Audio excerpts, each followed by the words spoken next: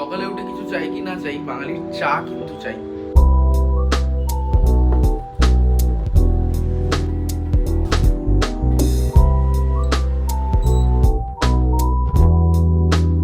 তোমরা আমার ব্লগ দেখবে কেন?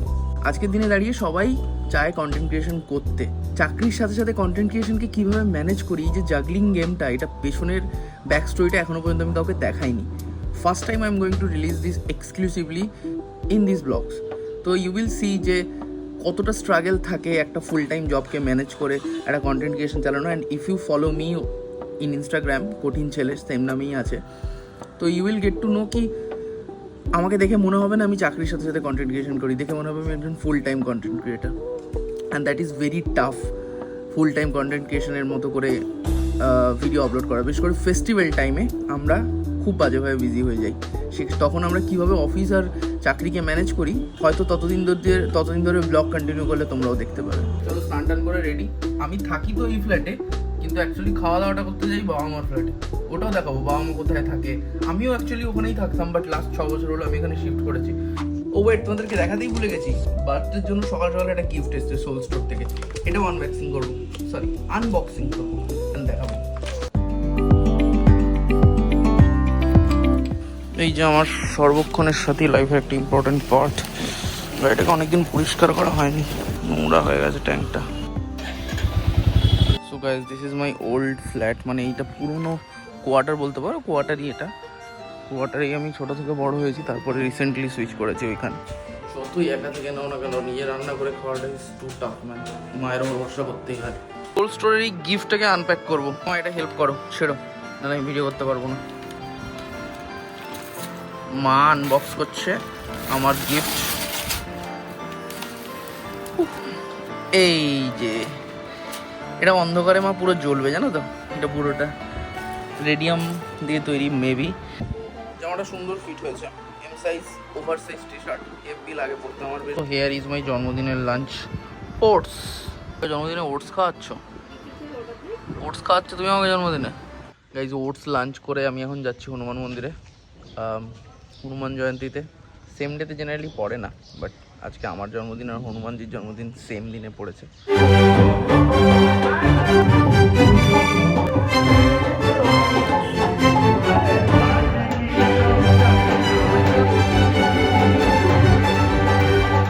জাস্ট মন্দির থেকে বেরোলাম, ভেতরে এত নয়েজ ছিল কিছু রেকর্ড করা যায়নি, ভয়েস রেকর্ড করা যায়নি। I took some cinematics. Guys, আমি জাস্ট একটু আগে ফিরলাম হনুমান মন্দির থেকে। বিভৎস ভিড় ছিল, কোনোভাবে অডিও নিতে পারিনি, কিছু সিনেম্যাটিক্স নিচে সেটাই দেখাবো। তো আজকে সন্ধ্যেবেলা বাবা মা আর বাড়ির কিছু আত্মীয় স্বজন, নিজেদের লোকের সাথেই টাইমটা কাটাবো। ওই বাবা মা আর 2-4টে লোকই পাশে থাকবে। তো আজকে সেলফ রিয়েলাইজেশনের দিন ছিল আজকে একটা। তো আজকে সন্ধ্যেবেলাটা বাড়ির লোকজনের সাথে। তো বাড়িতে লোকজন আসবে তার আগে বেডশিট বেরিয়েছে। মা এই বেডশিটগুলোকে লুকিয়ে রাখো কিসের জন্য গো সারা বছর? সেটাই দেখেছো, আমার বাড়িতে এত সুন্দর সুন্দর বেডশিট আছে, কিন্তু তোমরা আজ থেকে আমার ব্লগ দেখা চালু করলে 100 দিনের 100 দিন একটাই বেডশিটের কালার দেখবে। দেখো, জন্মদিন খেতে মধ্যমগ্রাম থেকে এক ভদ্রমহিলা এসেছেন, এনাকে রোজই দেখবে ব্লগে। রোজ না, মানে শুক্র শনি রবি যেদিন যেদিন ছুটি থাকবে সেদিন দেখবে, সারাদিন গিলতে থাকে। এবার সেই মুহূর্ত যেখানে মানুষ বছরে একবার চান্স পায় কেক কাটার। কেউ একদিনে 2-3টে কেক কাটে, কেউ একদিনে একটা। আজকে আমি একটাই কেটে শান্ত থাকবো। কেকটা চয়েস করে এনেছেন ইনি।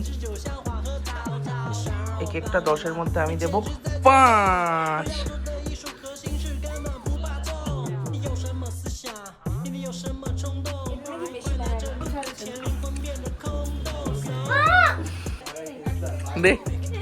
দে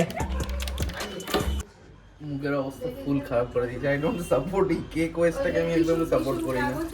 বলো আজকে ছোলার ডাল, আলুর দম, পায়েস, মিষ্টি হচ্ছে 2-3 রকম মিষ্টি। লুচি ছাড়া সবকিছু করে ফেলেছো? ও এই তুই জানিস, এই যে বার্থডে বয় আগে না খেয়ে তুই যে খাচ্ছিস, এই যে তোরা সবাই খাচ্ছিস, তো পাপ লাগছে, দাঁতে পোকা হবে। দাও দাও দাও, আমায় দাও।